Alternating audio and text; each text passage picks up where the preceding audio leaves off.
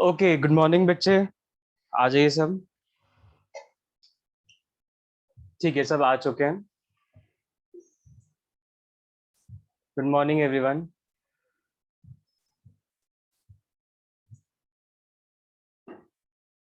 करेंगे start.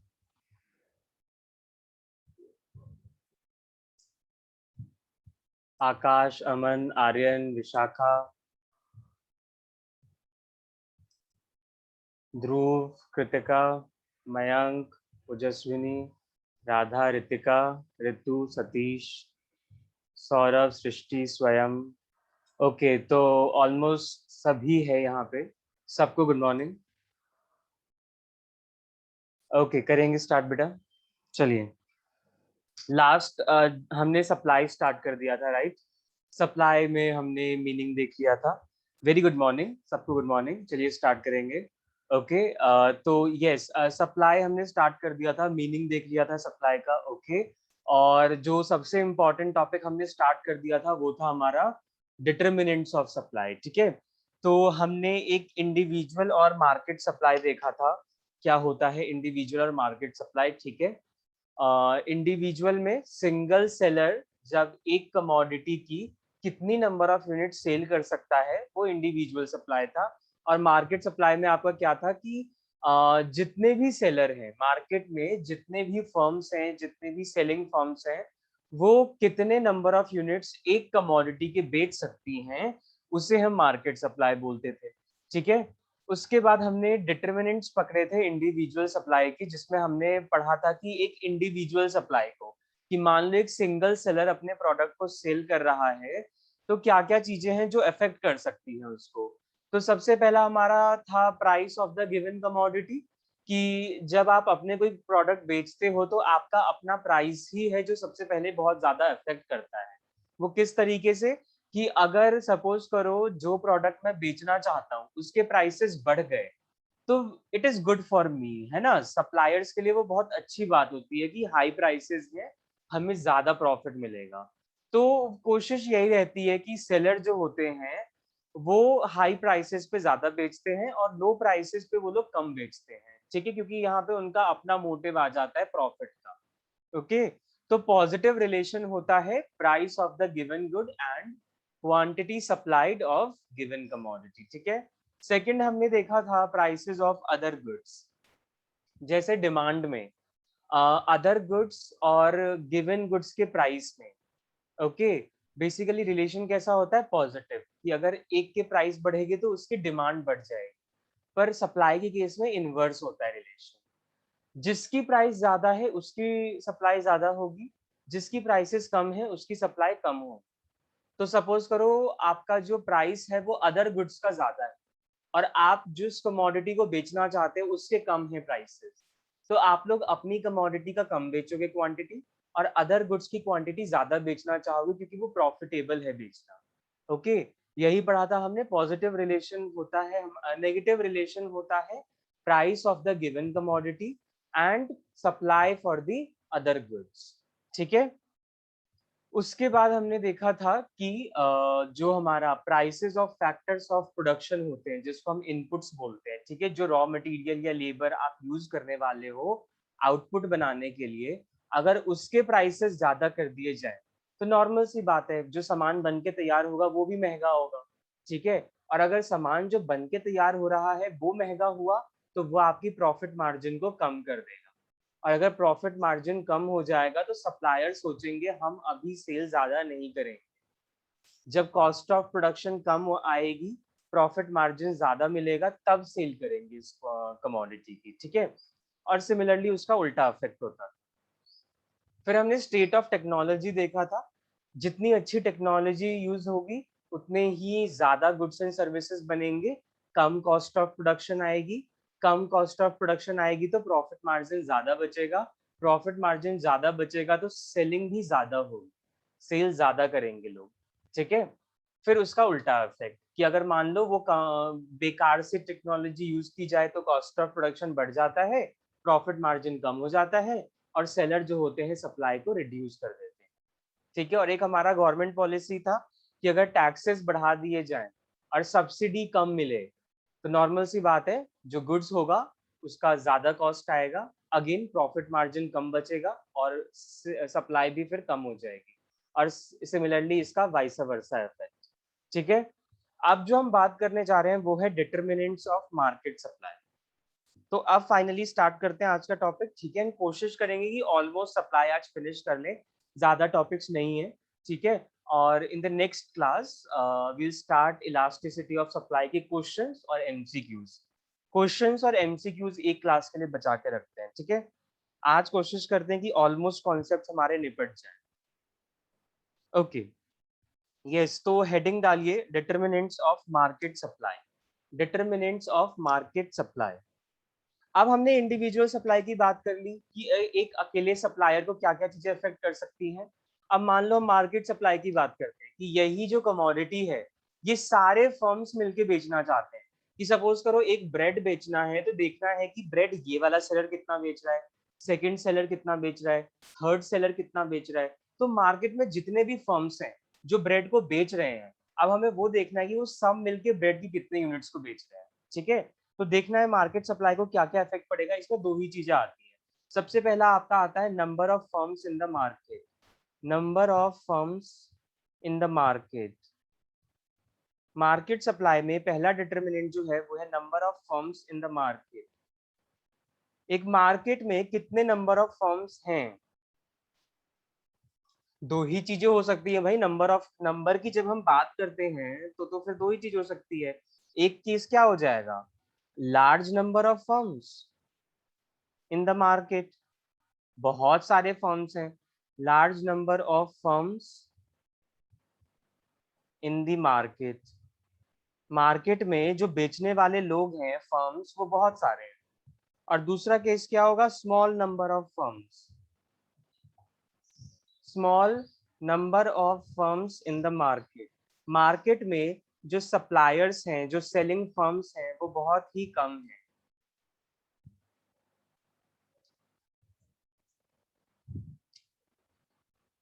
Large number of firms in the market and small number of firms in the market. आप खुद सोचो, अगर एक कमोडिटी जो आप खरीदना चाहते हो, ठीक है, अगर उसके नंबर ऑफ सेलर्स लार्ज होंगे, ठीक है, तो नॉर्मल सी बात है सप्लाई ज्यादा होगी। ठीक है, क्योंकि उस प्रोडक्ट को बेचने वाले लोगों की जो काउंटिंग है वो एकदम से बहुत ही ज्यादा हाई है। ठीक है, कि सपोज करो मुझे मैगी की डिमांड करनी है तो मैगी को बेचने के लिए एक मार्केट में कम से कम 10 सेलर्स बैठे हुए हैं। ठीक है, तो आपके ऊपर चॉइस है, आप किसी से भी ले सकते हो क्योंकि सबके पास अवेलेबल है वो प्रोडक्ट। ठीक है, क्योंकि सब वही बेचने के लिए बैठे हैं। तो हम क्या देख रहे हैं, जब मार्केट में लार्ज नंबर ऑफ फर्म्स होगा तब हमारा जो सप्लाई होता है, ठीक है, supply by the selling firms वो बढ़ जाता है। ठीक है, तो जब लार्ज नंबर ऑफ फर्म्स होंगे मार्केट में तो it increases the supply of a commodity. Arrow का मतलब क्या है, अपवर्ड एरो है, दैट मींस इंक्रीज हो रहा है, बढ़ रहा है। Increases the supply of a commodity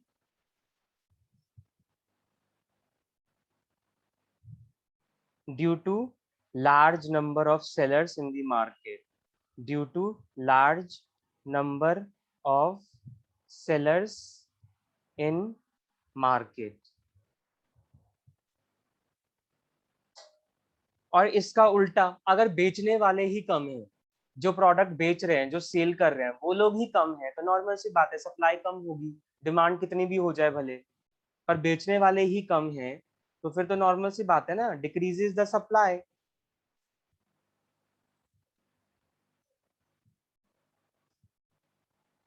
10 से 5 हो गए सप्लायर्स मैगी को बेचने वाले, तो नॉर्मल सी बात है आपके पास ऑप्शन भी अब 5 ही है। ठीक है, छठवा ऑप्शन ही नहीं है आपके पास।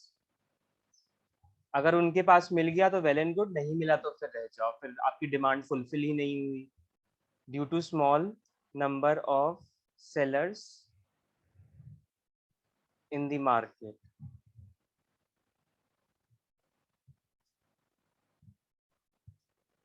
ये बना हमारा first determinants of market supply. Okay, second determinant की बात करते हैं, ये दो ही होते हैं इसमें, सेकेंड आप लिख लो लास्ट, यही है आपका basically future expectations regarding price. ये डिमांड में भी था, पर ये डिमांड में जब था ना तो ये इंडिविजुअल के केस में था, यहाँ ये मार्केट के केस में है। Future expectations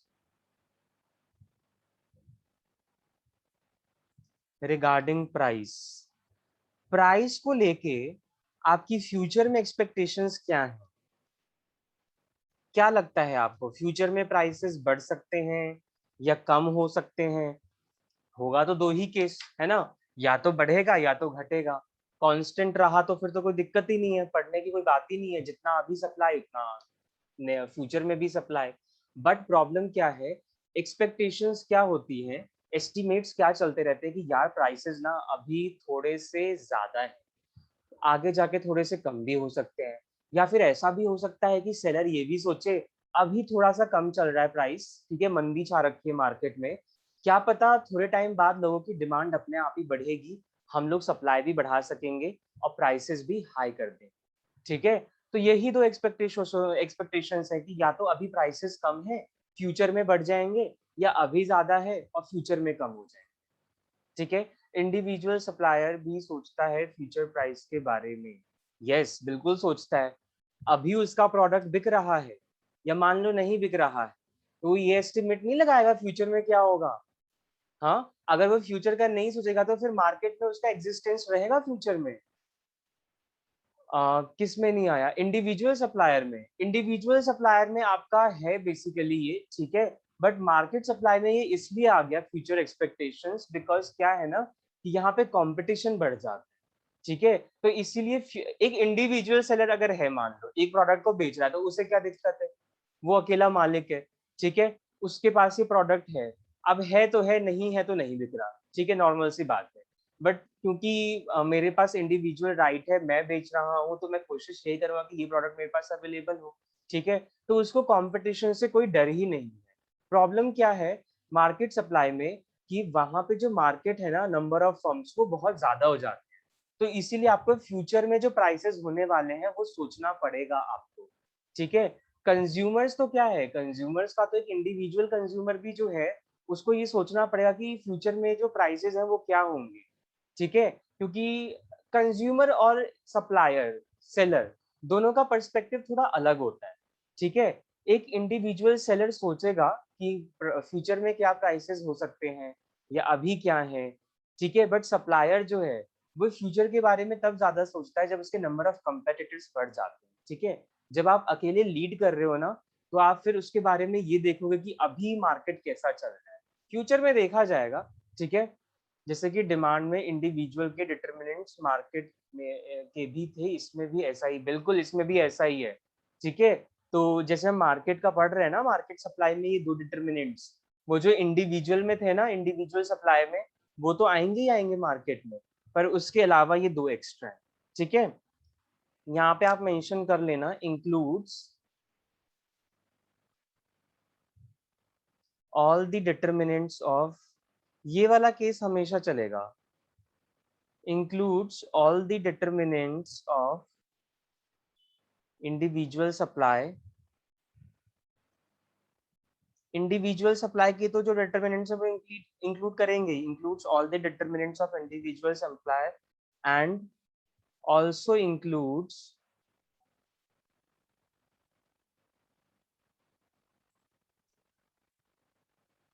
below determinants.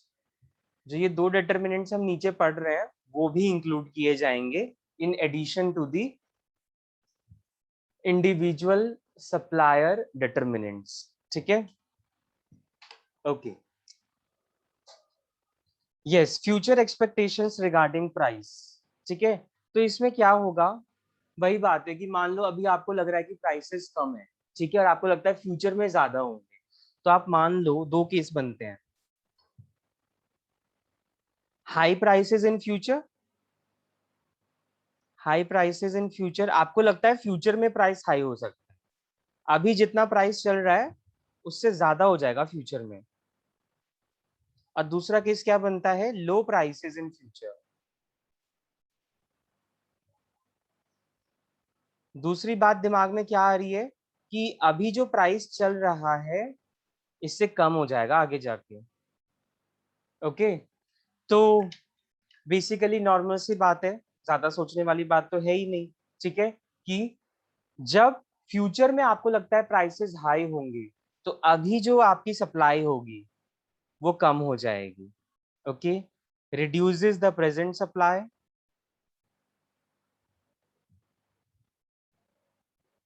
reduces the present supply, and supply will increase in future, and supply will increase in future।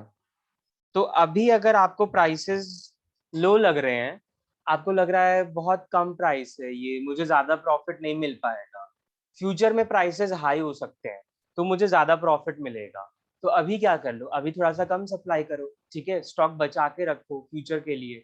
ठीक है, फ्यूचर में जब आपके प्राइसेस हाई होंगे तब आप अपनी सप्लाई बढ़ा देना, प्रेजेंट सप्लाई कम कर दो। ठीक है, अब दूसरा केस क्या है कि आपको लगता है फ्यूचर में प्राइसेस कम हो जाएंगे, अभी जो चल रहा है वो बेस्ट है। ठीक है, अभी लग रहा है आपको कि प्राइस अभी जो मिल रहा है ना वो अच्छा है, फ्यूचर में लो हो सकता है, तो नॉर्मल सी बात है, इसका उल्टा इंक्रीजेस द प्रेजेंट सप्लाई। अगर आपको लगता है फ्यूचर में प्राइस लो होंगे तो अभी सप्लाई ज्यादा करो, increases the present supply, increases the present supply and reduces future supply, and reduces supply in future। Future में जाके सप्लाई कम कर देना, अभी जितना प्रॉफिट कमा सकते हो कमा लो। ठीक है, क्योंकि अभी प्राइसेस ज्यादा हैं, फ्यूचर में कम हो जाएंगे, तब अपना स्टॉक कम कर देना। ठीक है, तो this is the thing. Okay, यही एक नॉर्मल हमारी टेंडेंसी रहती है। ठीक है, तो यही दो डिटर्मिनेंट्स हैं जो मार्केट सप्लाई को अफेक्ट करते हैं। ठीक है, इस बात का ध्यान रखना है आपको, in addition to those individual determinants. ठीक है, इंडिविजुअल में थे वो तो इंक्लूड होंगे ही होंगे, इसके अलावा आपका जो डिटर्मिनेंट्स हमने पढ़ा है ये दो, ये और इंक्लूड जाएगा आपका मार्केट में। ठीक है, तो यहाँ पे आके ये टॉपिक खत्म होता है, इसके बाद हम पढ़ेंगे change in quantity supply and change in supply. जैसे हमने डिमांड में पढ़ा था change in demand and change in quantity demand, ठीक है, उसी तरीके से यहाँ भी पढ़ेंगे change in quantity supply and change in supply.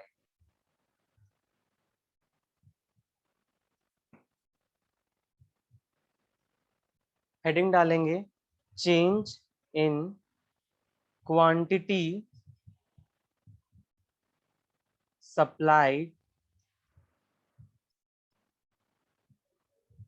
Versus change in supply.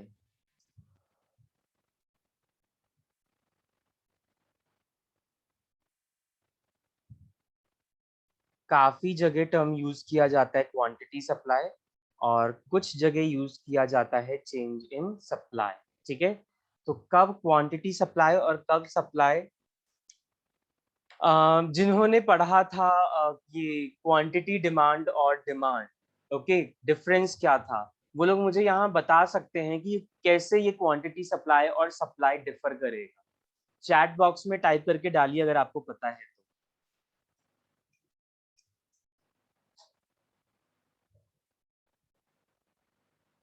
कब हम बोलेंगे change in quantity supply and कब हम बोलेंगे चेंज इन सप्लाई, कोई भी आंसर जिसको पता हो, सिंपल है, बार बार हमने बात कर ली है इस बात की in the demand. Yes, change in, ठीक है। हम्म, वेरी गुड।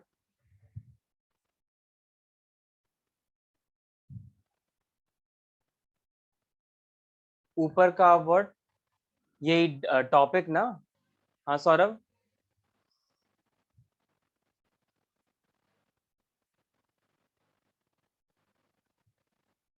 ओके, ओके तो मेनली बात जो है, जो कुछ स्टूडेंट्स बोल रहे हैं विच इज करेक्ट, ठीक है, पता है आप लोगों को, ठीक है। चेंज इन क्वांटिटी सप्लाई बेटा हमारा तब होता है, अभी जो हमने डिटर्मिनेंट्स पढ़े हैं ना उसको ध्यान में रखो। Price of the given commodity, price of other goods, technology, inputs के प्राइसेस, गवर्नमेंट की policy, number of firms in the market और फ्यूचर एक्सपेक्टेशंस रिगार्डिंग प्राइस, ठीक है। जितने भी डिटर्मिनेंट्स थे उसमें से जो एक पहला डिटर्मिनेंट था which is price of the given commodity, उसकी वजह से जब सप्लाई चेंज होता है तो उसको हम बोलते हैं क्वांटिटी सप्लाई। और उसको रख दो constant, prices of given commodity, ठीक है। उसके अलावा जितने भी फैक्टर्स हैं उनमें अगर चेंजेस होंगे, उनमें अगर किसी तरीके का बदलाव होगा और उसकी वजह से अगर मेरी सप्लाई बदल गई तो वो हो जाएगा चेंज इन सप्लाई, ठीक है। तो लिखेंगे व्हेन सप्लाई चेंजेस, जब मेरी सप्लाई बदल जाती है, when supply changes due to change in the own price of a commodity, change in the own price of a commodity,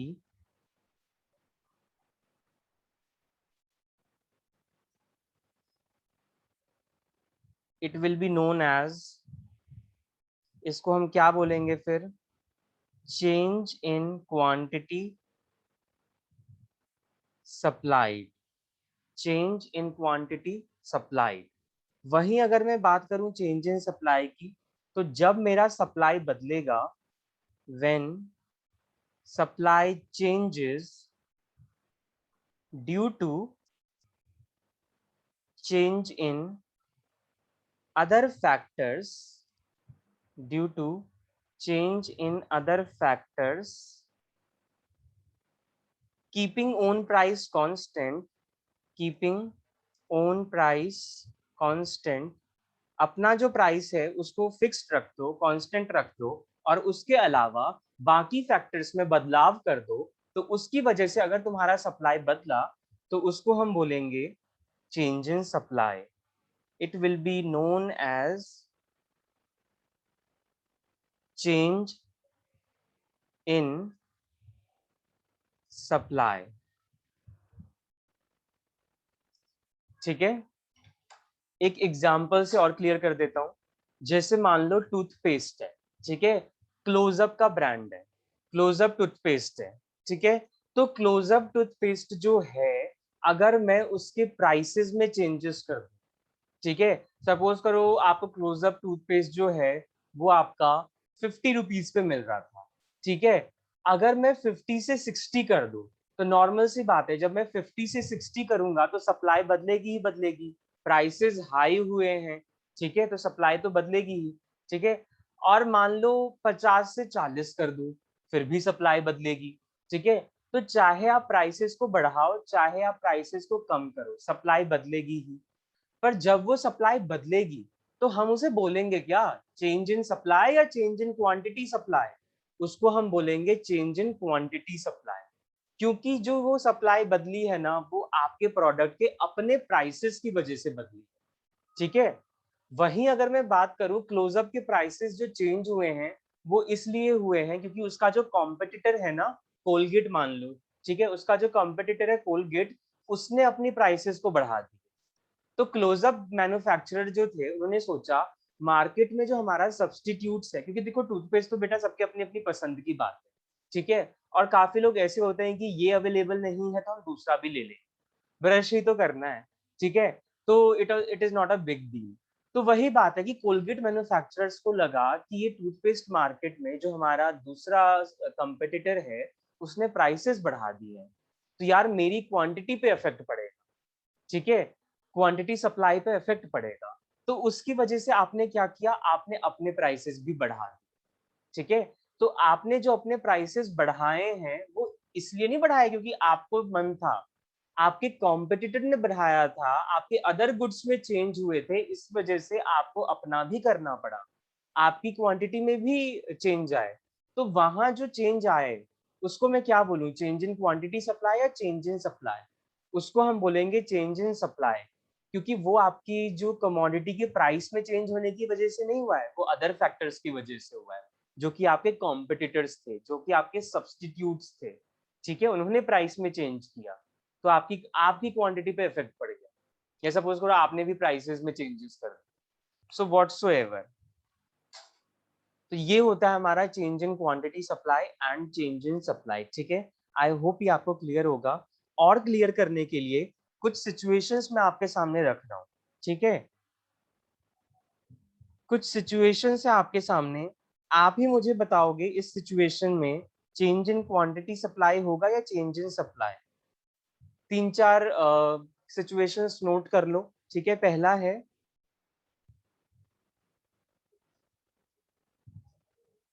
the market price of almond rises, thus the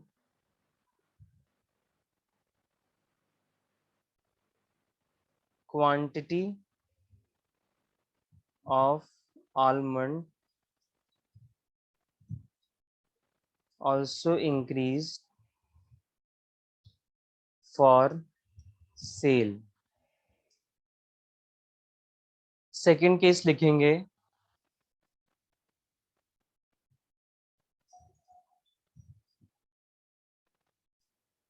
the price of apple decreases, so the annual production of grapes increases। Third लिखेंगे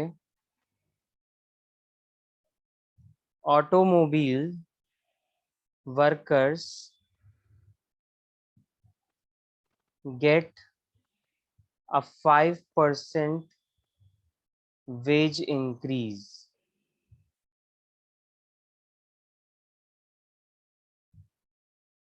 and so the production of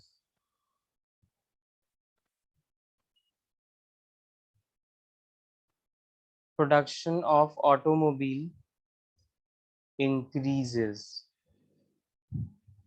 So the production of automobiles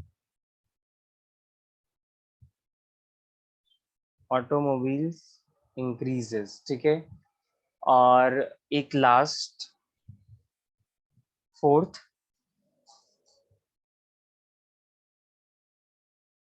due to fall in price of paper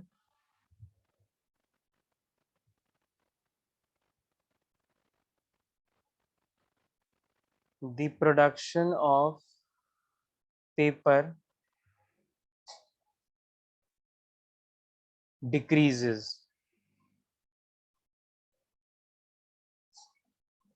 yes, ये चार case हैं आपके सामने।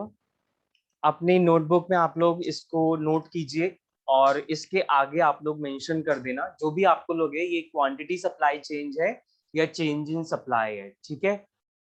और फिर मैं अगर पूछता हूं तो आप यहाँ चैट बॉक्स में अपना अपना रिस्पॉन्स दे सकते हो, ठीक है। अब आपको पता तो चल ही गया चेंज इन क्वांटिटी सप्लाई कब होता है और चेंज इन सप्लाई कब होता है, ठीक है। तो ये वो केसेस हैं जिसमें आपको मार्क करना है कि भाई ये चेंज इन क्वांटिटी सप्लाई है और ये चेंज इन सप्लाई है। तो let's talk about the first, ठीक है। पहला वाले की बात करते हैं।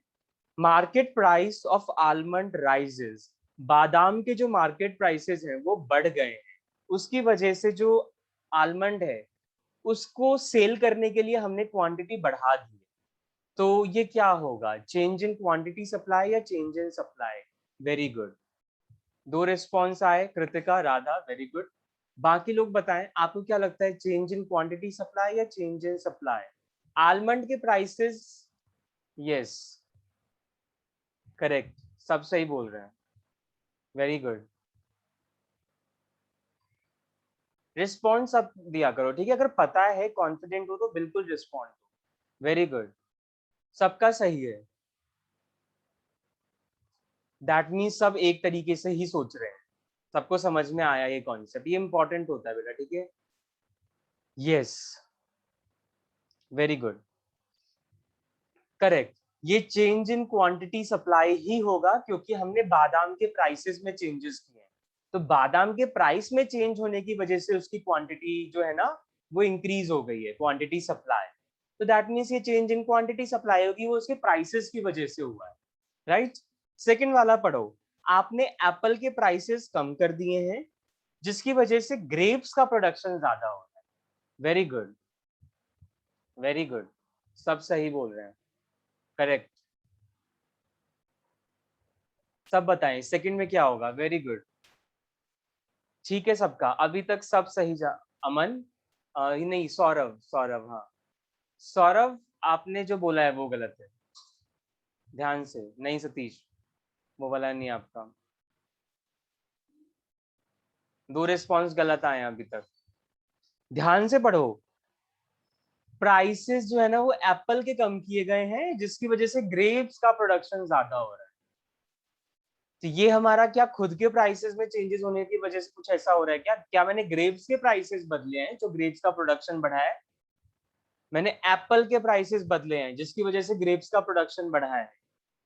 मैंने एप्पल का प्राइस कम कर दिया तो प्रोड्यूसर को लगा एप्पल बेचना ठीक नहीं है, एप्पल को उगाना ठीक नहीं है क्योंकि उसमें अभी प्रॉफिट नहीं है मार्केट में, ठीक है। तो उसकी वजह से आपने उसके सब्सटीट्यूट को, कि भाई फ्रूटी तो है बिकेगा तो ये भी खाते तो लोग अंगूर भी हैं, ठीक है, तो ग्रेप्स का प्रोडक्शन ज्यादा करते हैं, may be because of time उसका चल रहा है जिसमें आपका ग्रेप्स प्रोडक्शन ज्यादा बेनिफिट होगा। तो आपके सब्सटीट्यूट की वजह से आपकी जो खुद की कमोडिटी है ना उसकी सप्लाई पे इफेक्ट हुआ है, तो ये सेकंड वाला चेंज इन क्वांटिटी सप्लाई नहीं होगा, चेंज इन सप्लाई होगा, अदर फैक्टर्स की वजह से हुआ है। यहाँ मैंने कब बोल दिया कि प्राइस ऑफ ग्रेप्स मैंने चेंज किए उसकी वजह से उसका प्रोडक्शन बढ़ रहा है, तो this is the change in supply. Yes, third one वाला बताएं। अमन का रिस्पॉन्स आ गया, ध्यान से सोचो बच्चे, अमन वो नहीं है जो आपने बताया, अभी भी ना तुम लोग के माइंड में ये बात बैठी नहीं है, चेंज इन क्वांटिटी सप्लाई और चेंज इन सप्लाई, वैसे मैक्सिमम लोग ठीक ही बोल रहे हैं। नहीं, नहीं सब गलत ही बोल रहे हैं, एक दो का ही ठीक आया अभी तक, I don't know but maximum लोगों को लग रहा है ये क्वांटिटी सप्लाई है, मैक्सिमम लोगों को लग रहा है ये क्वांटिटी सप्लाई है। अब ठीक है अमन, हाँ, रितिका, मयंक बोल रहे हैं चेंज इन सप्लाई। ध्यान से पढ़ो बेटा, क्या है, प्राइसेस में कहीं चेंजेस हो रहे हैं, इसमें थर्ड वाले में पढ़ो, किसी भी तरीके से मैंने ऑटोमोबाइल के प्राइस में चेंज किया है क्या, चेंज किस में हुआ है, कंज्यूमर की, नहीं, वर्कर्स के वेजेस में, ठीक है। तो भाई तुमने वर्कर्स के वेजेस बढ़ाए हैं, इतने परसेंट इंक्रीज किए हैं, तो अब उनको लग रहा है पैसे ज्यादा मिल रहे हैं तो प्रोडक्शन भी ज्यादा होना चाहिए, नॉर्मल सी बात है, जब पैसे ज्यादा मिलते हैं तो सब कोई काम ज्यादा करने के लिए तैयार हो जाते हैं, ठीक है। तो आपने क्या किया, वर्कर्स की इनकम को बढ़ा दिया, उसकी वजह से प्रोडक्शन ज्यादा हो रहा है। तो अफेक्ट देखो ना, रीजन क्या था, रीजन था change in the income, change in the wages of workers, okay, उसकी वजह से प्रोडक्शन जो है ऑटोमोबाइल की वो ज्यादा हो रही है। तो यहाँ मैंने कब बोल दिया कि मैंने ऑटोमोबाइल के प्राइस में चेंज किया उसकी वजह से उसका प्रोडक्शन ज्यादा हो रहा है, यहाँ पे भी तो अदर फैक्टर ही है ना। तो जो थर्ड वन है आपका, वो आपका चेंज इन सप्लाई है, क्योंकि वो जो चेंज हुआ है वो वर्कर्स के वेज में इंक्रीमेंट करने की वजह से हुआ है, ठीक है। अब फोर्थ वाला बता दो यार, फोर्थ वाला तो सिंपल है, अब इतनी बातें रट ली हैं तो सब लोग सही ही बोलेंगे, सही नहीं सतीश, अभी भी गलत बोल रहे हो बेटा, अभी बताया कि जब प्राइस में चेंजेस होते हैं तो क्वांटिटी सप्लाई है, जब अदर फैक्टर्स में चेंजेस हो रहे हैं तो सप्लाई है।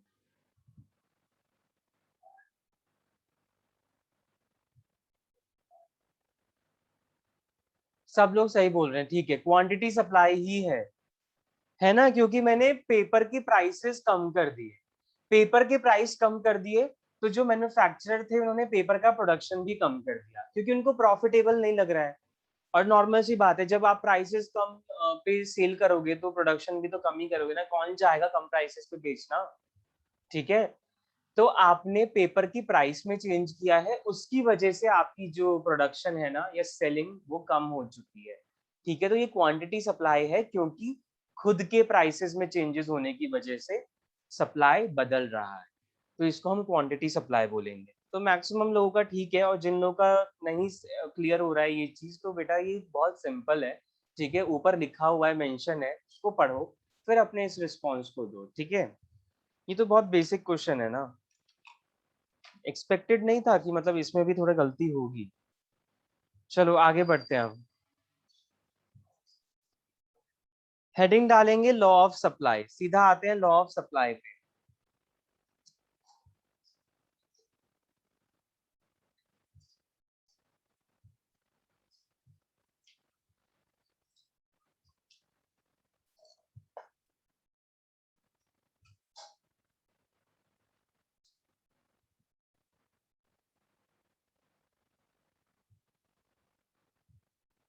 Law of supply, law of demand हमने पढ़ लिया था, लॉ ऑफ सप्लाई पढ़ेंगे। ठीक है, सिंपल सी बात है, जो लॉ ऑफ डिमांड कहता था ये उसका उल्टा है। ठीक है, क्या कहता है law of supply? According to law of supply, according to law of supply,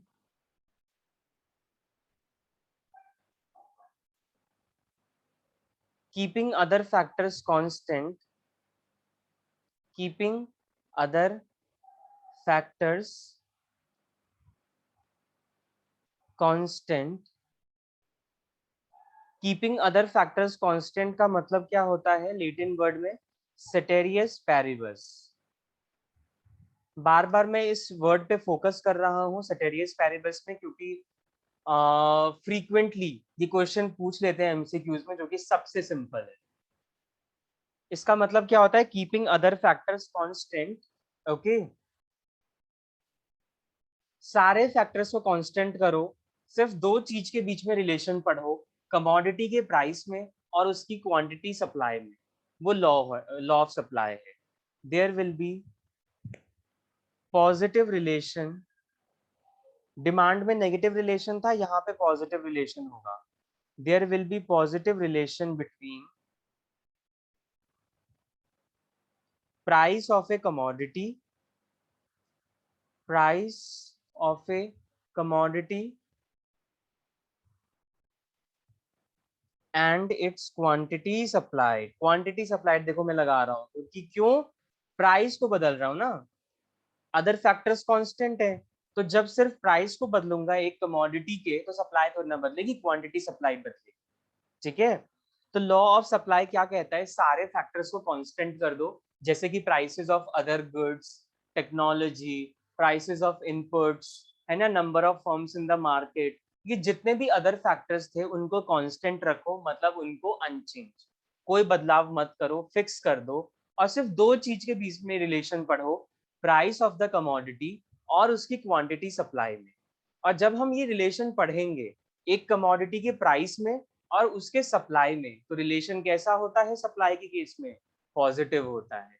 ये तो हमने पहले ही बात कर ली है ना, कि अगर हमने प्राइसेस बढ़ाए तो क्वांटिटी सप्लाई भी बढ़ेगी, और अगर हमने प्राइसेस कम कर दिए तो क्वांटिटी सप्लाई भी कम हो जाएगी।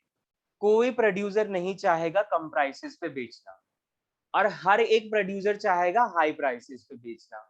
ठीक है, तो देख रहे हो सेम रिलेशन है, सेम रिलेशन मतलब डायरेक्ट रिलेशन, पॉजिटिव रिलेशन। ठीक है, ये बोलता है लॉ ऑफ सप्लाई। उसके बाद नोट करेंगे अजम्पशंस की, assumptions of law of supply. जैसे लॉ ऑफ डिमांड के अजम्पशंस थे, वैसे ही लॉ ऑफ सप्लाई के भी अजम्पशंस होंगे, और अजम्पशंस में आप सबको पता है क्या आएगा? अजम्पशंस में आएंगे वो सारे फैक्टर्स जो हम कांस्टेंट मान के चल रहे हैं। ठीक है, उन्हीं को यहाँ पे नोट करना है। तो कौन कौन से फैक्टर्स थे जिनको हम कांस्टेंट रखेंगे, वो नोट करना है इसमें। तो पहला क्या था? Price of other goods remain same, prices of other goods, दूसरा फैक्टर यही था ना, प्राइस ऑफ गिवन कमोडिटी के अलावा अदर फैक्टर्स में price of other goods remain same, कोई चेंज मत करो दूसरे गुड्स के प्राइसेस में। Second assumption, no change in prices of inputs, inputs के प्राइसेस में भी कोई भी चेंज नहीं होगा, ऐसा हम मान के चलेंगे। तीसरा, नो चेंज इन टेक्नोलॉजी, हम ये भी मानेंगे कि टेक्नोलॉजी में किसी तरीके से कोई चेंजेस ना हो, ठीक है, कोई भी चेंज नहीं होगा टेक्नोलॉजी में। चौथा क्या था, no change in government policy, government policy भी किसी तरीके से बदली नहीं जाए, no change in government policy. और number of firms remain same in the market, number of firms remain same in the market, market में जितने फर्म थे उतने ही रहेंगे, उनमें कोई बदलाव नहीं होगा, ना बढ़ेंगे ना घटेंगे। And last,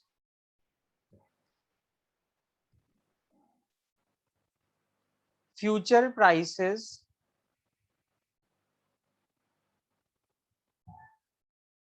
will remain unchanged,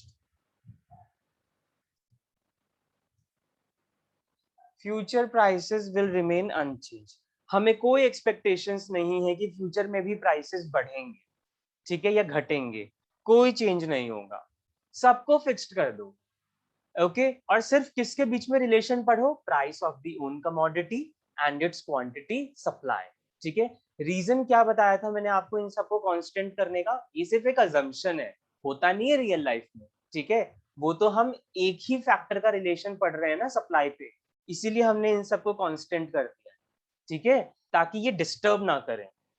okay अगर ये लोग चेंजेस होने लग गए तो ये आपका अफेक्ट डालेंगे।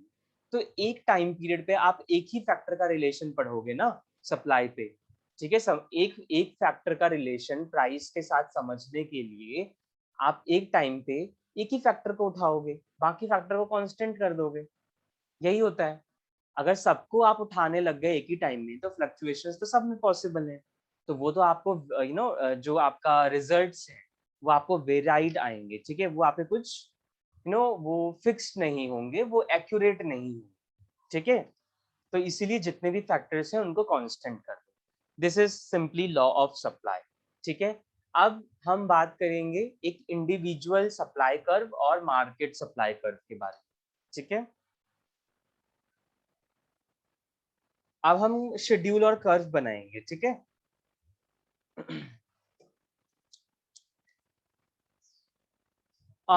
इंडिविजुअल सप्लाई कर्व जो है वो यही लॉ ऑफ सप्लाई का बन जाएगा, ठीक है।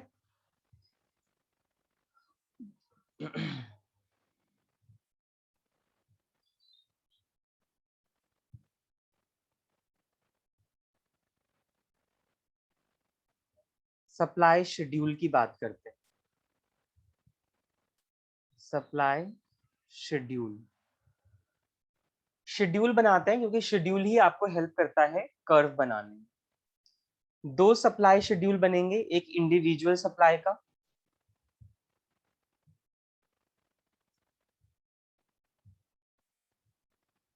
इंडिविजुअल सप्लाई शेड्यूल, और दूसरा होगा market supply schedule, market supply schedule.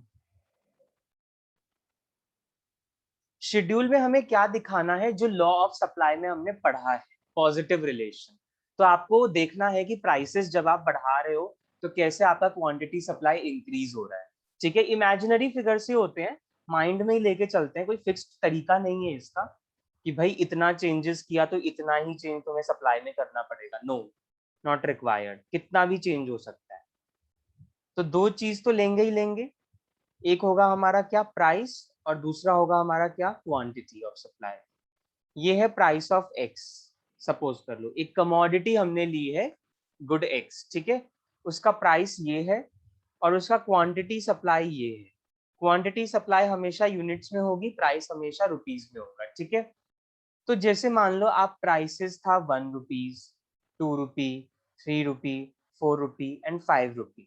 अब आप क्या देख रहे हो, प्राइसेस आप इंक्रीज कर रहे हो, ₹1, ₹2, ₹3, ₹4, ₹5। तो नॉर्मल सी बात है, सप्लाई की जो फिगर्स आप लोगे ना वो भी इंक्रीजिंग ऑर्डर में होना चाहिए, क्योंकि पॉजिटिव रिलेशन होता है। ठीक है, तो सपोज करो ₹1 पे आप 10 यूनिट बेच रहे थे, गुड एक्स के ₹1 जब था तब आप 10 यूनिट बेच रहे थे। जब आपने ₹2 कर दिया प्राइस, तो सप्लाई इंक्रीज होगी, क्योंकि हर एक प्रोड्यूसर चाहेगा कि भाई प्राइसेस इंक्रीज हुए तो सप्लाई बढ़ाओ। ठीक है, तो ये 20 हो गया, ये 30 हो गया, ये 40 हो गया और ये 50 हो गया। ठीक है, तो this is positive relation, prices भी इंक्रीज हो रहे हैं और क्वांटिटी सप्लाई भी इंक्रीज हो रही है। ठीक है, अब हम बनाते हैं मार्केट सप्लाई। मार्केट सप्लाई में आपका क्या होता है कि आपके एक से ज्यादा सेलर हो जाएंगे। ठीक है, एक ही क्वांटिटी सप्लाई नहीं होगा, एक दो और आ जाएंगे, क्योंकि यहाँ पे सेलर बढ़ चुके हैं ना, ये तो एक अकेला था इसलिए उसकी क्वांटिटी है ये तो। ठीक है, मार्केट सप्लाई में नंबर ऑफ जो सेलर्स थे वो बढ़ जाते हैं, यही बताया था मैंने आपको। तो इसका जो थोड़ा कर्व बनेगा वो कैसे बनेगा, ये रहे प्राइस, ये मान लो सेलर 1 है, उसका क्वांटिटी होगा, ये सेलर 2 का क्वांटिटी होगा और ये मार्केट सप्लाई का होगा। तो सबसे पहले तो प्राइस देखेंगे, क्या लेंगे हम, ये हम लेंगे क्वांटिटी सप्लाई ऑफ सेलर 1। मैंने यहाँ 1 डाल दिया है। ठीक है, मतलब सेलर 1। इस कॉलम में क्वांटिटी सप्लाई ऑफ सेलर 2। मान लो हम 2 सेलर है हमारे मार्केट में। ठीक है, मार्केट में तो यही होगा, अकेला तो नहीं होगा, एक से ज्यादा ही होंगे, तो हमने मान लिया चलो 2 हैं। ठीक है, उसके बाद करें, यस, और यहाँ पे क्या होगा, मार्केट सप्लाई। मार्केट सप्लाई कैसे निकलता है, फर्स्ट और सेकंड को प्लस करके। तो सप्लायर 1 और सप्लायर 2 की जो क्वांटिटी है ना उसको आप प्लस कर देना, मार्केट सप्लाई निकल जाएगा। जैसे मार्केट डिमांड निकलता था ना, horizontal summation of individual demand, वैसे ही मार्केट सप्लाई निकलेगा, horizontal summation of individual supply. ठीक है, तो प्राइसेस वही है, सपोज करो 1, 2, 3, 4 एंड 5। एक सेलर तो हमारा ये बैठा जो हमने पुराना लिया था, 10, 20, 30, 40 और एक 50। ठीक है, दूसरे का आप ले लो 5, 10, 15, 20 और 25। ठीक है, तो सेलर 1 जो बढ़ेगा तो दोनों का बेटा, क्योंकि पॉजिटिव रिलेशन होता है प्राइस और सप्लाई में, तो ये भी बढ़ाएगा ये भी बढ़ाएगा। दोनों की क्वांटिटी डिफर कर सकती है। मान लो मैं ज्यादा बेचना चाह रहा हूँ तो मैंने ज्यादा क्वांटिटी अपनी ऑफर करी, तुम्हारे पास स्टॉक थोड़ा कम था तो तुम इसलिए इतना ही दे रहे हो, पर पहले से ज्यादा दे रहे हो। ठीक है, ये कहने वाली बात है। अब हम मार्केट सप्लाई कैसे निकालेंगे, इन दोनों को प्लस कर। ये एरो मैं इसलिए लगा रहा हूँ ताकि वो जो एमसीक्यू था ना जिसमें पूछा था कि मार्केट डिमांड कैसे निकलता है, तो ये देखो हॉरिजॉन्टली प्लस करके, हॉरिजॉन्टल लाइन कैसा होता है, ऐसा होता है, और वर्टिकल कैसा होता है, ऐसा होता है।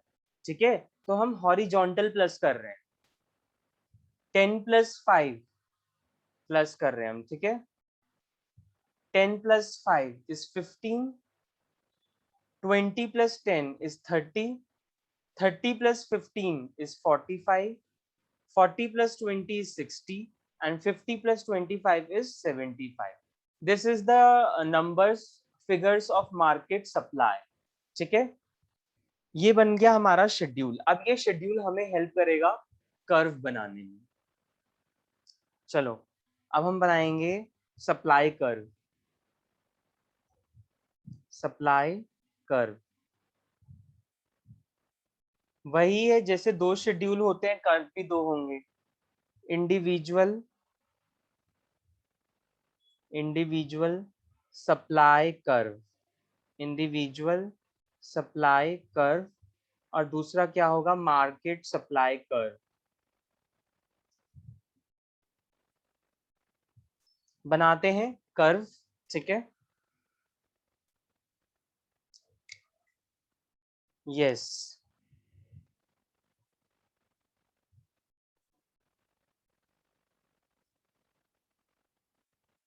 This is our y axis, this is origin और this is x axis, right. X axis पे हम हमेशा क्वांटिटी लेते हैं, तो क्वांटिटी सप्लाई एक्स एक्सिस पे आएगा, और आपका वाई एक्सिस पे क्या आएगा, प्राइस। अब आप स्केल ले सकते हो एक, ठीक है, 1 2 3 4 5, प्राइसेस तो 1 2 3 4 5 है, 1 2 3 4 5, मेजर कर लो, 1 2 3 4 5, एक एक यूनिट का स्केल है वाई एक्सिस पे, ठीक है। एक्स एक्सिस पे हम ले लेंगे 10 यूनिट्स का स्केल, क्योंकि 10 10 का गैप है सब में, ठीक है। तो स्टार्ट करेंगे 10 20 30 40 और ये रहा 50, ठीक है, 10 20 30 40 50। अब प्लॉट करना है सिंपल। जब तुम्हारा प्राइस 1 था, तुम्हारी क्वांटिटी 10 थी, 1 पे 10, ये रहा, ठीक है। जब तुम्हारे प्राइसेस 2 हैं, तो तुम्हारी क्वांटिटी सप्लाई जो है वो 20 है, तो 2 पे 20, ये रहा हमारा, ठीक है। जब प्राइस 3 है तो 30 यूनिट्स, तो 3 पे 30 यूनिट्स। जब प्राइसेस 4 हैं तो 40 यूनिट्स, तो 4 पे 40, 4 पे 40, ठीक है। और जब हमारा प्राइस 5 है तो 50 यूनिट्स।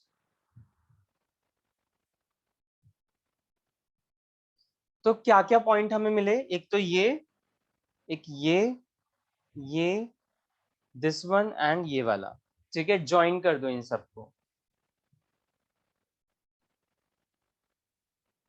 ये हो गया हमारा supply curve, S S, okay, यही हमारा सप्लाई कर्व है। और आप खुद देख सकते हो मैंने ऐसे दिया है, क्यों, क्योंकि ये बढ़ रहा है। क्यों बढ़ रहा है, क्योंकि प्राइसेस बढ़ रहे हैं, ठीक है, पॉजिटिव रिलेशन दिखा रहा है ये। हमेशा सप्लाई कर्व जो होगा वो ऊपर की ओर ही जाएगा, अपवर्ड होगा। जैसे डिमांड कर्व डाउनवर्ड था ना, हम प्राइसेस बढ़ाएंगे, डिमांड कम हो जाएगा। इसमें ऐसा नहीं होता, इसमें प्राइसेस बढ़ाओगे तो क्वांटिटी सप्लाई बढ़ेगी, इसीलिए सप्लाई कर्व जो है वो अपवर्ड होता है, ठीक है, पॉजिटिव होता है। अब आप मार्केट सप्लाई कर्व को बनाओ।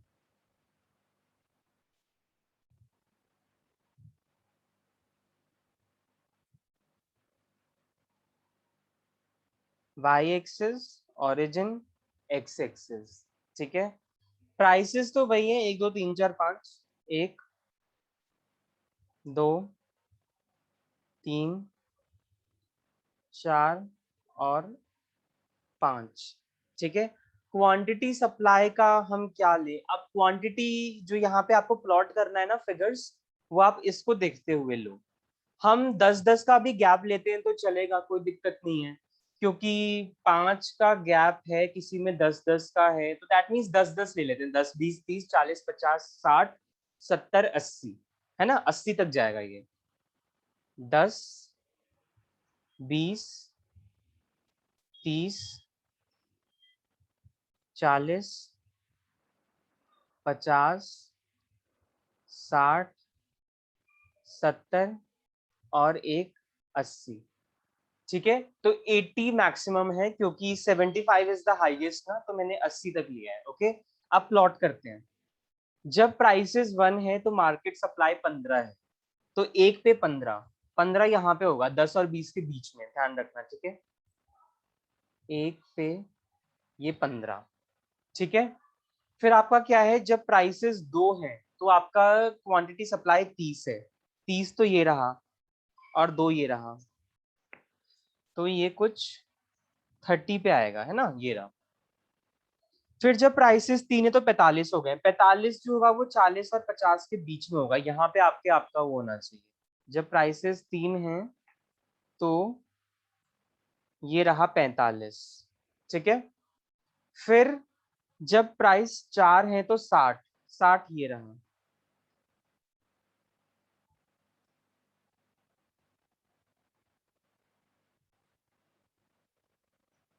60, ओके। एंड 50 पे 75, 75 70 और 80 के बीच में होगा,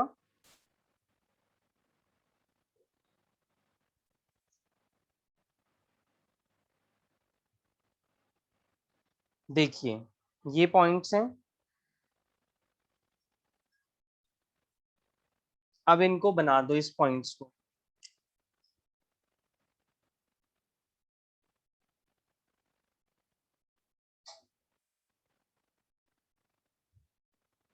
ये हो गया आपका सप्लाई कर्व, ठीक है, ये हो गया सप्लाई कर्व। मैं यहाँ पे आपको रिप्रेजेंट क्या करवाना चाहता हूँ, फोकस क्या देना चाहता हूँ, जैसे हमने मार्केट डिमांड और इंडिविजुअल डिमांड के कर्व में किया था। बेटा इसका डायग्राम देखो और एक ये देखो, ठीक है, आपको थोड़ा तो डिफरेंस लग रहा है ना नजर कर्व में। ये थोड़ा सा ऊपर की ओर है, ये थोड़ा सा you know kind of this flatter है ये, ठीक है। तो जो ये मैंने दो पेन रखे हैं उनका जो डायरेक्शन आपको दिख रहा होगा वो डिफरेंट है। ये थोड़ा सा ऊपर की ओर जा रहा है, ये थोड़ा सा नीचे की ओर है, फ्लैटर है ना। इसका जो डायरेक्शन है तो अपवर्ड ही, बट लेकिन थोड़ा फ्लैटर है, नीचे की ओर है। तो ये जो डिफरेंस है ये मैं क्या समझाना चाह रहा हूँ कि इंडिविजुअल सप्लाई कर्व जो होता है ना, ये आपका थोड़ा सा स्टीपर होता है या आप कह लो स्ट्रेट लाइन होता है। पर मार्केट सप्लाई कर्व जो है ना, ये आपका फ्लैटर होता है, हमेशा थोड़ा सा चिपटा हुआ होता है, नीचे की ओर होता है, ठीक है, फ्लैटर। इस पे सीधी खड़ाई नहीं होती, थोड़ा सा इजिली आप वो चढ़ाई कर सकते हो। जैसे माउंटेन्स होते हैं ना, स्टीपर माउंटेन्स और फ्लैटर माउंटेन्स।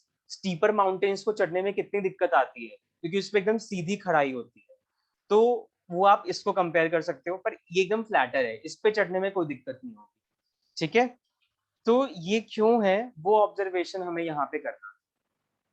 जैसे हमने डिमांड में भी पढ़ा था ये, ठीक है। तो आपको नोट करना है एक बात बेसिकली, इस कर्व के नीचे ना एक बात नोट करना।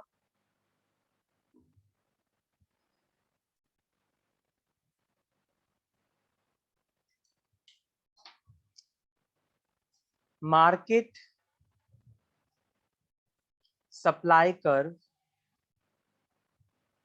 market supply curve will always be flatter, will always be flatter than individual supply curve। Individual supply curve की जो भी शेप हो, पर मार्केट सप्लाई कर्व ना उससे थोड़ा सा फ्लैटर ही होगा देन इंडिविजुअल सप्लाई कर्व। ऐसा होता क्यों है वो देखो, बिकॉज प्रोपोर्शनेट चेंज, रीजन वही है जो डिमांड में भी था, सप्लाई में भी वही रहेगा। Because proportionate change in market supply is greater than the is greater than the proportionate change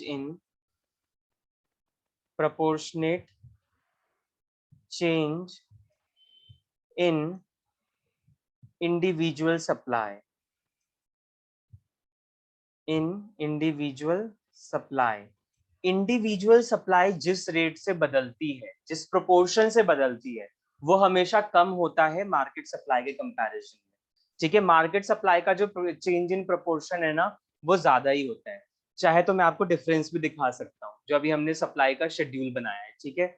देखो एक बार उसे, ये देखो, ये जो बदल रहा है इंडिविजुअल सप्लाई, इन सब में 10-10 का गैप है, राइट। सब में 10-10 का गैप है, सब ये 10 यूनिट से बढ़ रहे हैं, +10 है सब, ठीक है। बट मार्केट सप्लाई कर्व को अगर आप देखो तो ये 15 यूनिट से बदला, ये 15 यूनिट से बदला, ये 15 यूनिट से बदला, और ये भी 15 से बदल गया, ठीक है। तो इसमें सिर्फ 10-10 यूनिट बदल रहा है, पर इसमें 15-15 यूनिट्स बदल रहे हैं, ठीक है। तो किस में ज्यादा है, मार्केट सप्लाई में ज्यादा है और इंडिविजुअल में कम है। वो ऐसा इसलिए हुआ बेटा क्योंकि इसमें ना अकेला सेलर नहीं है, दूसरा सेलर भी आ चुका है अपना रेशो ले, ठीक है। तो जब हम दोनों को मिला देंगे तो नॉर्मल सी बात है, एक अकेला जितना बेचेगा वो ज्यादा होगा, या जो दोनों मिलके बेचेंगे वो ज्यादा होगा। तो नॉर्मल सी बात है, जब दो मिलके यूनिट्स को सप्लाई करेंगे मार्केट में तो वो हमेशा ज्यादा रेशो में होगा एज कंपेयर टू एक इंडिविजुअल सप्लायर, ठीक है। तो this is the difference. I hope ये क्लियर है, एक बार थम्स अप या यस बोल दो। ये सप्लाई कर्व और जो आपका शेड्यूल था वो क्लियर है, and bye market supply is flatter, ये भी क्लियर है, ओके। बढ़ते हैं आगे, ठीक है।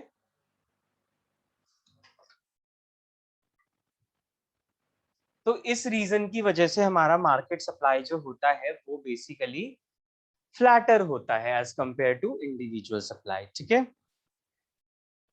आगे बढ़ते हैं, बात करेंगे now important topic, law of supply हो गया, ठीक है। हम अब बात करने वाले हैं बेसिकली अब movement and shift in supply का, ठीक है। जैसे हमने डिमांड में पढ़ा था ना, मूवमेंट और शिफ्ट, आप लोगों को बड़ी कंफ्यूजन होती थी उसमें, ठीक है। अब सप्लाई समझ लो, डिमांड भी समझ में आ जाएगा कि मूवमेंट कब होता है और शिफ्ट कब होता है, ठीक है। तो ये टॉपिक को माइंड से बिल्कुल नहीं भूलना है, ठीक है। इसको आपको कॉन्सेप्ट को हमेशा ध्यान रखना है। चलो आगे बढ़ें, हेडिंग डालेंगे,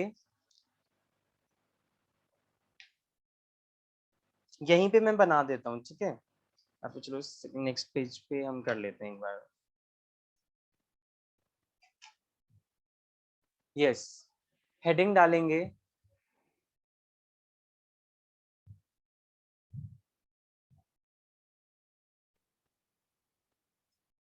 movement along the same supply curve। हमें सप्लाई कर्व में मूवमेंट देखना है और आपको पता है जो मूवमेंट होता है वो सप्लाई कर्व सेम रहता है, ठीक है। एक ही कर्व पे मूवमेंट हो जाता है, नया सप्लाई कर्व इसमें नहीं बनता। That is why I have written same, ठीक है। बट इसको समझने के लिए हम शुरुआत कहाँ से करेंगे? हम शुरुआत करेंगे चेंज इन क्वांटिटी सप्लाई से, बिकॉज आपको पता है ना मूवमेंट किस वजह से होता है, चेंज इन क्वांटिटी सप्लाई की वजह से। चेंज हमेशा पहला रीजन होगा चेंज इन क्वांटिटी सप्लाई, ठीक है। चेंज इन क्वांटिटी सप्लाई, ये क्वांटिटी सप्लाई में चेंज होता क्यों है? Occurs due to, change in quantity supply occurs due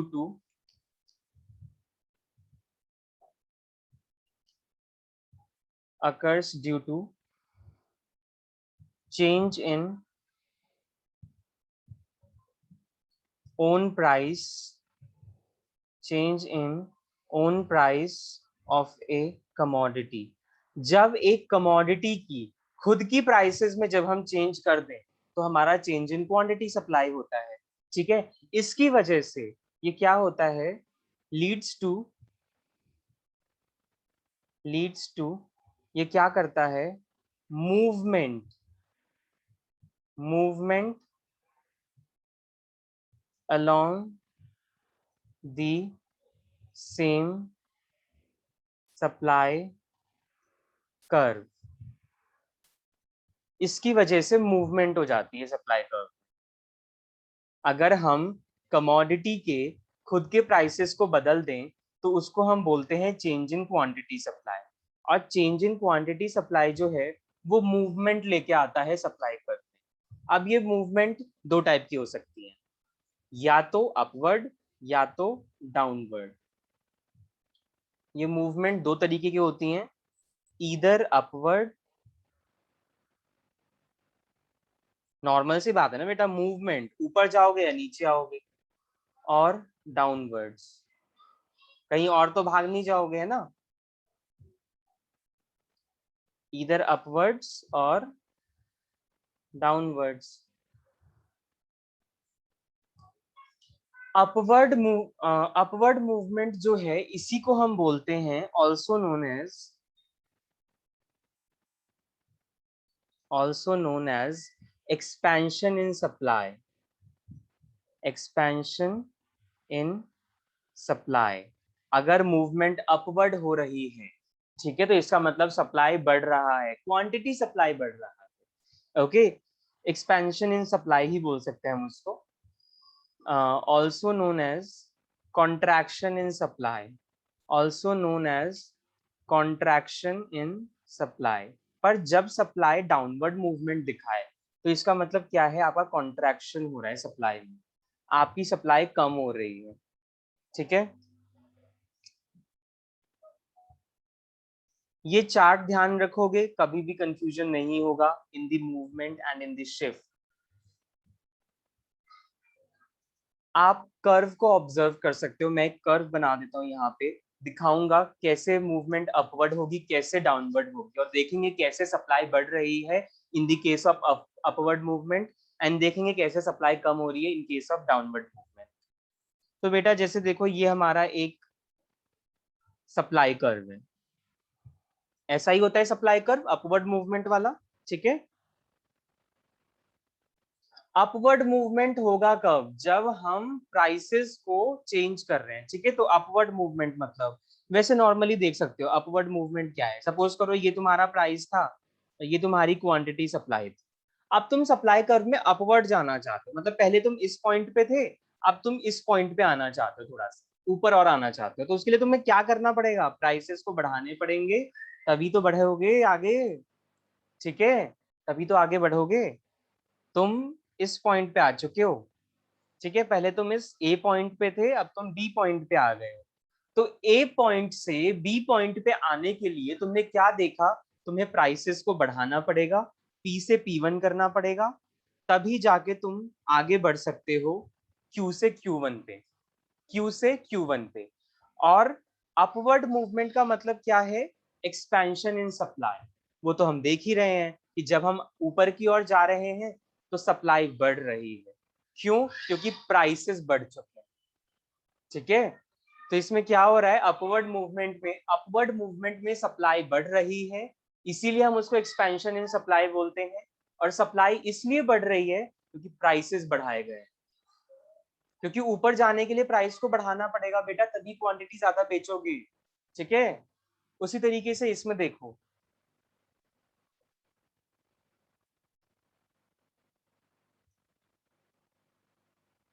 एक नॉर्मल सप्लाई कर वैसा ही होता है, अपवर्ड मूवमेंट वाला ड्रॉ कर दिया हमने। सपोज करो आप इस पॉइंट पे थे पहले, ये आपका प्राइस, ये आपकी क्वांटिटी सप्लाई, आप ए पॉइंट पे थे, पर आप क्या देख रहे हो, डाउनवर्ड मूवमेंट करना चाहते हो। डाउनवर्ड मूवमेंट का मतलब क्या है, आप ए से नीचे की ओर आना चाहते हो।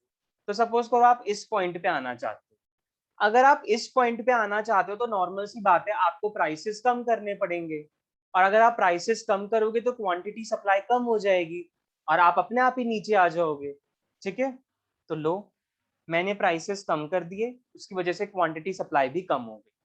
मैंने प्राइसेस को पी से P1 कर दिया, उसकी वजह से क्वांटिटी सप्लाई क्यू से Q1 हो गया। अगर मैं प्राइसेस को डिक्रीज करूं तो सप्लाई भी कम हो जाती है, तो वो तो रिलेशन ही हमने पढ़ ही लिया है। ठीक है, तो आप ए से बी पॉइंट पे आ चुके हो, और ये क्या दिखा रहा है, downward movement. Okay, downward movement.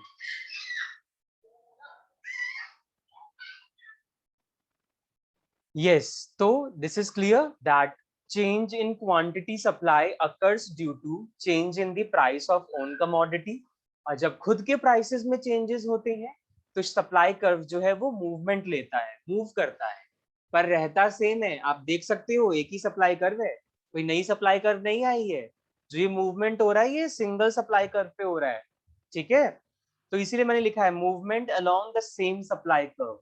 ये मूवमेंट दो तरीके से हो रही है, अपवर्ड मूवमेंट या डाउनवर्ड मूवमेंट। ठीक है, अपवर्ड मूवमेंट कब हो रही है, जब मैं सप्लाई बढ़ाऊं, और सप्लाई बढ़ाने के लिए मुझे प्राइसेस को बढ़ाने पड़ेंगे। डाउनवर्ड मूवमेंट कब होगा, जब मैं सप्लाई को कम करूंगा, और सप्लाई को कम करने के लिए मुझे प्राइसेस कम करने पड़ेंगे। तो वही मैंने किया है। ठीक है, तो इतनी सी बात है। आप लिख सकते हो यहाँ पे रीजन, इसका रीजन क्या था अपवर्ड मूवमेंट का, yes, increase in price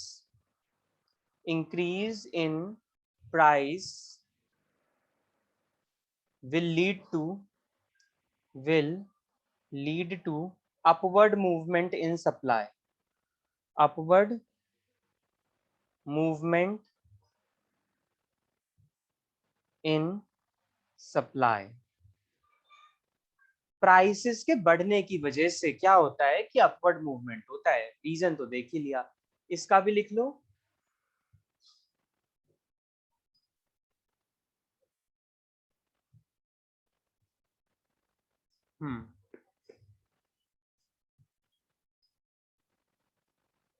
decrease in price will lead to, this is the best way to remember your movement in demand। ठीक है, जहां पे कोई थेरेटिकली एक्सप्लेनेशन भी नहीं हो रहा है, सब चार्ट फॉर्म में है, डायग्राम भी है, क्लियर है, ठीक है, रीजन भी है। Decrease in price will lead to downward movement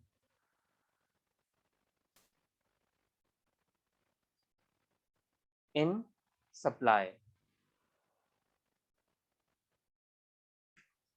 okay, तो ये बात थी हमारी, ये रीजन होता है अपवर्ड मूवमेंट और डाउनवर्ड मूवमेंट का। ठीक है,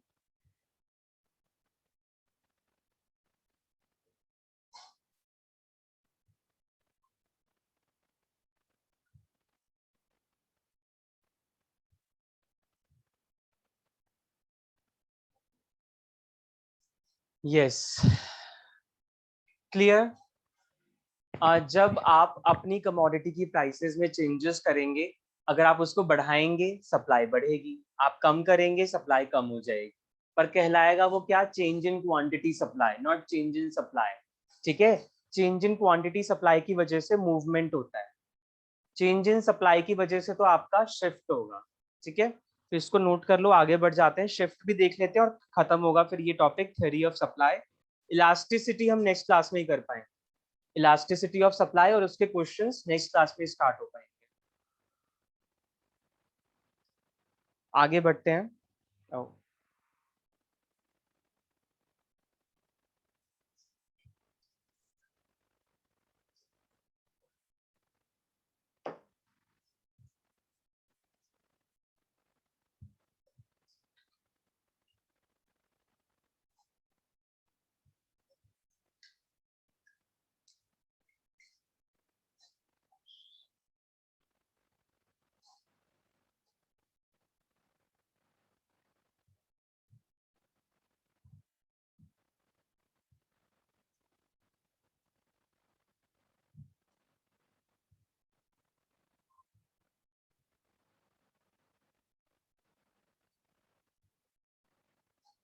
बढ़ते हैं आगे। अच्छा, ओके, फीस नहीं था वो। Okay, shift in supply curve. अब मूवमेंट की बात खत्म, अब हम शिफ्ट की बात करते हैं। ठीक है, तो शिफ्ट कब होता है, लेकिन उसके लिए बेस क्या रहेगा, बेस रहेगा change in supply, not change in quantity supply. Start करेंगे चेंज इन सप्लाई से।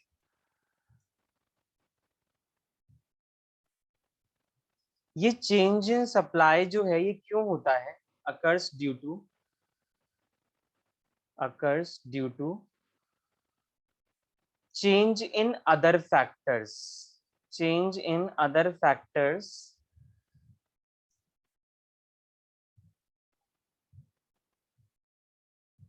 other than own price। अपने प्राइस के अलावा जितने भी फैक्टर्स थे जो सप्लाई को अफेक्ट करते थे, अगर मैं उसमें चेंजेस कर दूं तो नॉर्मल सी बात है वो हमारा चेंज इन सप्लाई कहलाए। पर ये करता क्या है, it leads to shift in supply curve. अगर चेंज इन सप्लाई हुआ तो ये सप्लाई कर्व में शिफ्ट लेके आएगा, शिफ्ट मतलब एक नया सप्लाई कर्व हमें मिलेगा। ओके, हम शिफ्ट कर जाएंगे दूसरे सप्लाई कर्व पे।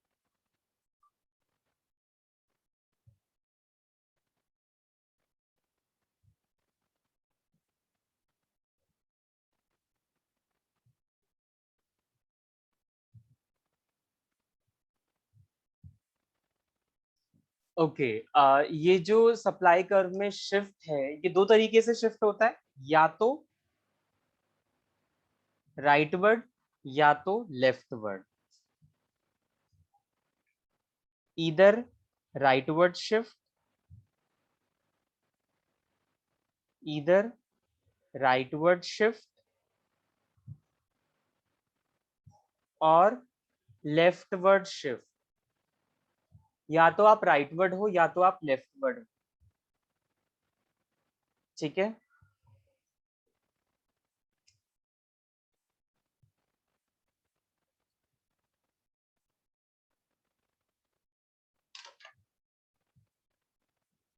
राइटवर्ड शिफ्ट को हम किस नाम से जानते हैं? Also known as increase in supply. वहां पे क्या था? Expansion in supply. Upward movement में एक्सपेंशन का टर्म देते थे। बढ़ तो वहां भी रहा है सप्लाई, पर मूवमेंट हो रही है, एक्सपेंशन हो रहा है, पर यहाँ पे हम इंक्रीज का नाम देंगे, increase in supply.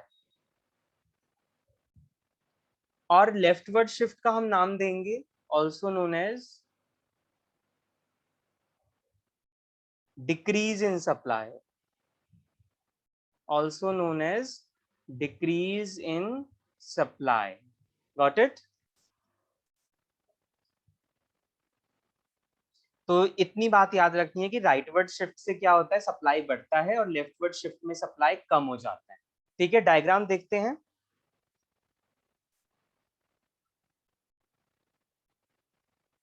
Rightward shift में क्या हो रहा है? सप्लाई बढ़ रही है, ठीक है। ये हमारा एक सप्लाई कर्व है, नॉर्मली ऐसा ही होता है ना। अब आप क्या कर रहे हो? आप राइटवर्ड शिफ्ट लेके आ रहे हो, तो आपका सप्लाई कर्व तो ये है। सप्लाई कर्व पर राइट क्या होगा? This side. ये है राइटवर्ड इसका, ठीक है। तो इस साइड एक शिफ्ट लेके आओ। This is your new supply curve, ठीक है। ये आपका ओरिजिनल था एस एस, ये है S1 ठीक है। अब आप मेजर देखो इसका क्या है। This is the price. Prices तो सेम ही रह गए, देखो प्राइस का लाइन सेम है, ठीक है। बस क्वांटिटी बढ़ गई है, देखो ये रहा Q1। ये शिफ्ट हुआ है, राइटवर्ड शिफ्ट। राइटवर्ड शिफ्ट होने की वजह से आपने क्या देखा?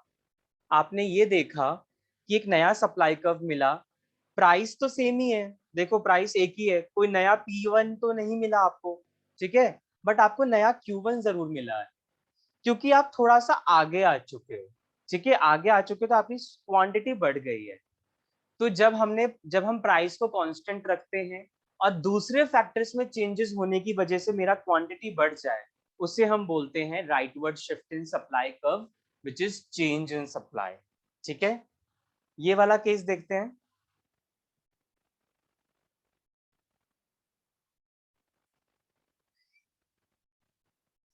This is your original supply. Leftward shift, rightward में अगर इधर आया है तो लेफ्टवर्ड में उधर जाएगा,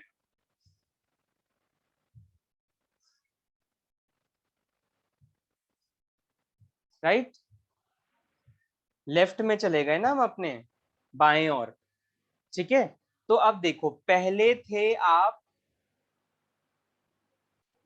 यहाँ पे, ओरिजिनली तो आप यहाँ पे थे ना पहले, ठीक है, ए पॉइंट पे, और उसके रिगार्डिंग ये प्राइस की क्वांटिटी।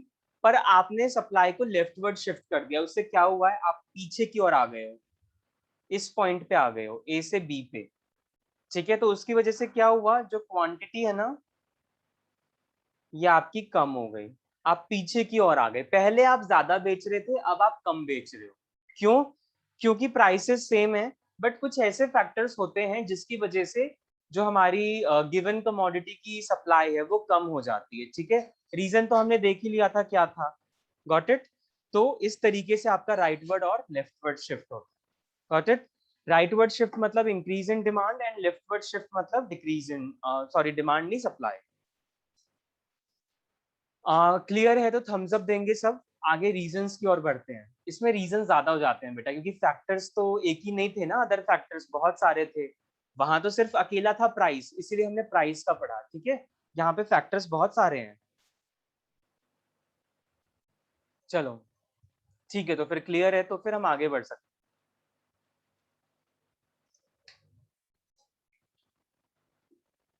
हैं। ओके, लास्ट टॉपिक और फिर ओवर। यस,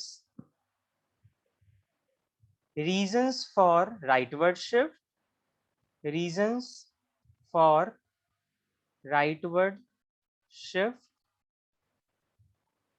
यहां हम लिखेंगे राइटवर्ड शिफ्ट के रीजन क्या होते हैं, और यहां हम लिखेंगे reasons for leftward shift, reasons for leftward shift.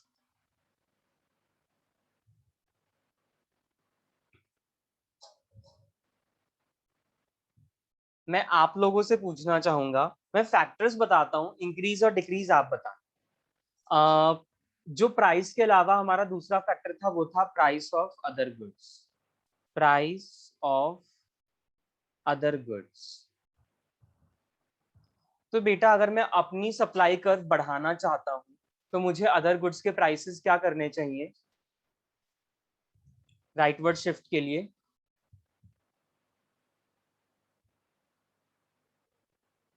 बताएं।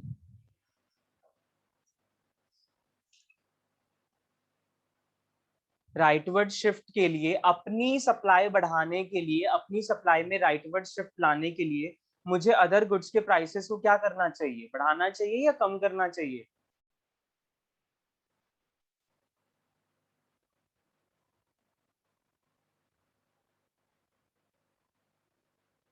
अदर गुड्स के प्राइस इंक्रीज करने चाहिए इस केस में। वेरी गुड रितिका, डिक्रीज आएगा। बेटा अगर तुम अदर गुड्स के प्राइसेस बढ़ा दोगे तो तुम्हारे खुद की जो गुड्स है उसकी सप्लाई तो कम हो जाएगी, लोग तो फिर जो सप्लायर्स हैं वो तो अदर गुड्स ज्यादा बेचना चाहेंगे ना। ये इस केस में होगा जब तुम्हें अपनी सप्लाई कम करनी है, जो प्रोडक्ट तुम नहीं बेचना चाहते हो उसके प्राइसेस कम करो और उसको बढ़ा दो अदर गुड्स के प्राइसेस, तो अपने आप ही तुम्हारी खुद की सप्लाई जो है ना, जो प्रोडक्ट तुम बेचना चाह रहे थे वो कम हो जाएगा। ओके, उसके बाद नेक्स्ट नेक्स्ट था हमारा प्राइसेस ऑफ इनपुट्स।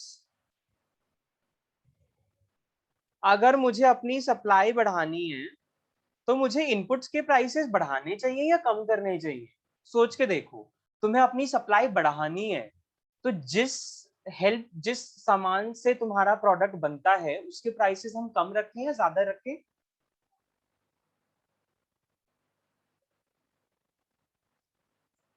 सब उल्टा ही बोलते हैं।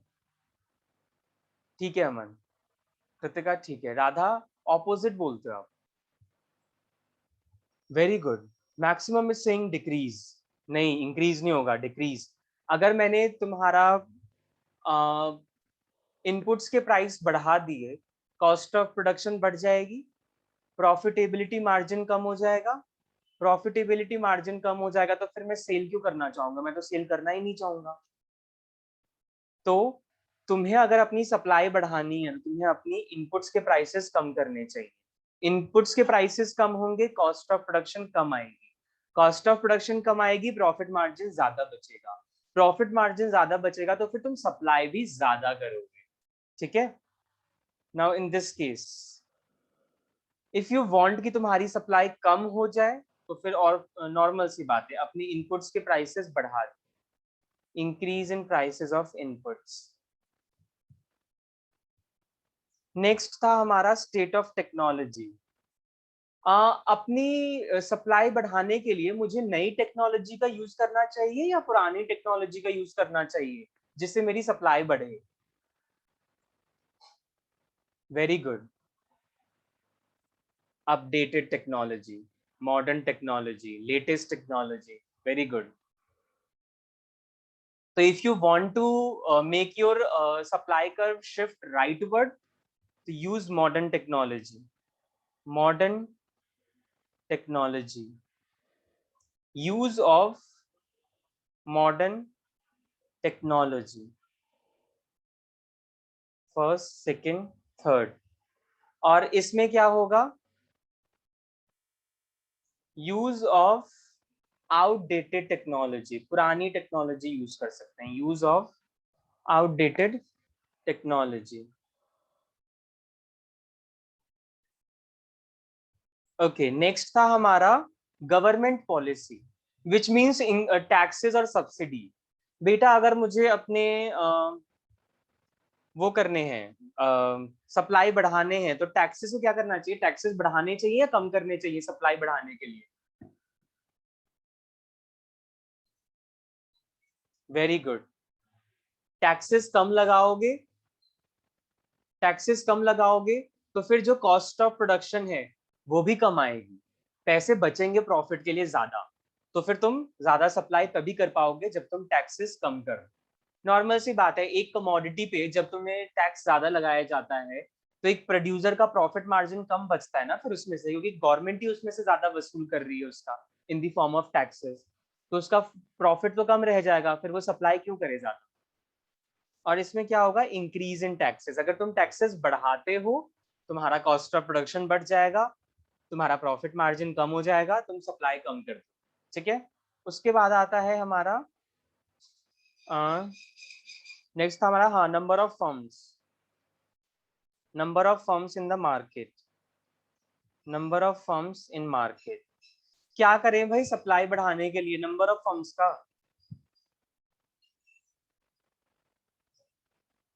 कब होगी सप्लाई ज्यादा? यस, नॉर्मल सी बात है, अगर मुझे सप्लाई ज्यादा करना है तो नंबर ऑफ फर्म्स कम होने चाहिए ज्यादा होने चाहिए? Increase the number of firms in the market. और अगर सप्लाई कम करना है तो decrease the number of firms in the market. Last, अगर तुम अभी चाहते हो कि तुम्हारा बेसिकली क्या हो, ये एक्सपेक्टेशंस जो हैं रिगार्डिंग योर फ्यूचर प्राइसेस, तुम चाहते हो अभी तुम्हारी सप्लाई ज्यादा हो, तो फ्यूचर प्राइसेस को क्या सोचोगे, कम या ज्यादा? अगर तुम चाहते हो अभी सप्लाई ज्यादा हो तो फ्यूचर में प्राइसेस की तुम्हारी एक्सपेक्टेशंस क्या रहेंगी, कम की या ज्यादा की? Yes, correct. बाकी लोगों का क्या कहना है? Very good. नहीं ऋतु, इंक्रीज नहीं करेंगे फ्यूचर में प्राइसेस। फ्यूचर में प्राइसेस इंक्रीज करोगे तो फ्यूचर में सप्लाई ज्यादा होगी, अभी कम हो जाएगी, इस वाले कंडीशन पे आ जाओगे। अभी तुम्हें सप्लाई ज्यादा करना है, राइटवर्ड शिफ्ट मतलब ज्यादा, तो अभी ज्यादा कब होगा? जब फ्यूचर में प्राइसेस कम होंगे, ठीक है, और अभी ज्यादा होंगे, तो फॉल इन फ्यूचर प्राइसेस। और जब तुम्हें अभी सप्लाई कम करना है तो प्राइसेस अभी तुम सोचो कम ही करने का, फ्यूचर में बढ़ाने का। Okay, rise in prices in future. सोच समझ के बोला करो, सिंपल सी बात है ना, कोई टफ थोड़ी ना है। तो these are some reasons behind the rightward shift and leftward shift. ठीक है, यही रीजंस होते हैं, इनके अलावा कुछ ऐसे रीजंस नहीं है, इन्हीं की वजह से आपका राइटवर्ड और लेफ्टवर्ड शिफ्ट होता है। क्लियर तो ये लोगों का आपको हो ही चुका होगा, ठीक है, तो क्लियर है तो एक बार थम्स अप देंगे। ठीक है, और यहाँ पे आज हम कंप्लीट कर चुके हैं theory of supply, elasticity of supply. We will start in the next class, we will do some questions, हम कुछ क्वेश्चंस भी करेंगे इलास्टिसिटी ऑफ सप्लाई के, ठीक है, कॉन्सेप्ट भी करेंगे, और टाइम रहा तो एमसीक्यू स्टार्ट कर लेंगे सप्लाई का। ठीक है, 30 to 35 एमसीक्यूज कर लेंगे एक बार सप्लाई के, ठीक है, ताकि वो भी क्लियर हो जाएगा। नेक्स्ट क्लास जो है वो परसों है, कल नहीं है, because of the urgent work. ठीक है, तो आपका next class is on Friday. आज वेडनेसडे हो गया, थर्सडे नहीं है। हाँ, खुशी मनाओ, कल ईको की क्लास नहीं है, सुबह सुबह कुछ बैकअप ही मिल जाएगा। ठीक है, बैकअप मिल जाएगा तुम लोग को, सर वैसे भी बिजी रखेंगे इतना, वो बस तुम फ्री रहोगे। ठीक है, तो चलो मिलते हैं बच्चों, आज के लिए थैंक यू, और आई होप क्लियर है सबको। ठीक है, और पढ़ते रहेंगे सब, जो भी डाउट होगा पूछेंगे क्लास में। परसों मिलते हैं हम, ठीक है, with our elasticity of supply and MCQs. ठीक है, टिल देन टेक केयर, चलो बाय बाय।